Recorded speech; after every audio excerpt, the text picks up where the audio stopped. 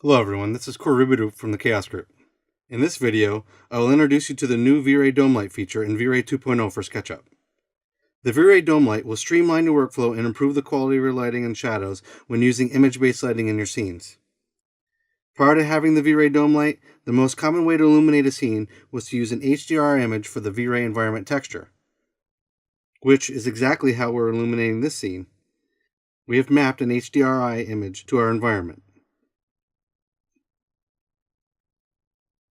Let's render the scene to have a closer look at the results that we get when using this method.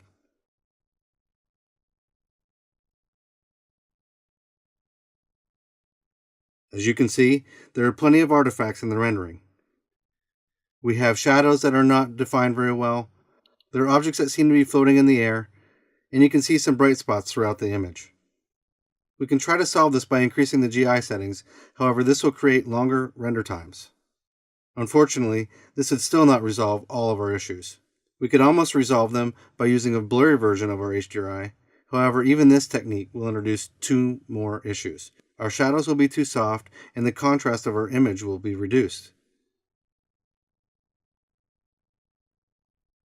The V-Ray Dome Light is your best solution for these common problems. So, let's go ahead and add a dome light to our scene. In the dome light properties, let's make sure that we're using the same HDRI that we were using in our first rendering.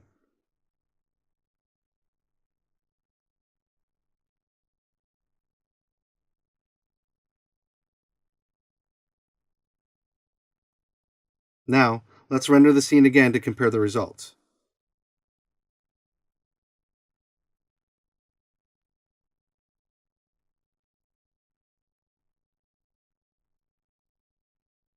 As you can see, nothing appears to be floating in the air. We have more defined and sharp shadows. There are no artifacts or bright spots. And finally, the contrast in the scene is very good. The results are more accurate, even with the medium quality GI settings that we have. If you want to achieve this rendering quality without the dome light, you have to drastically increase your GI settings. This would for sure result in longer render times for you.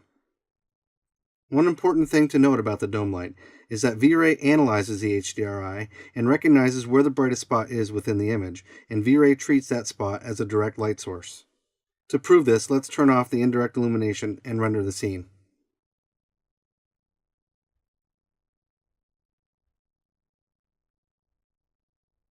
As you can see, the image is much darker, there's no indirect light bouncing around, and the illumination is coming only from a direct light. You get three major benefits from the V-Ray Dome Light acting as a direct light. First, you achieve very sharp shadows when using exterior HDRI images that contain the sun. Second, it's now possible to render realistic caustic effects using HDRI images if you have reflective and refractive materials in your scene. Third, producing flicker-free animations is now easier than ever. As you can see, the new V-Ray Dome Light feature makes using image-based lighting easier than ever.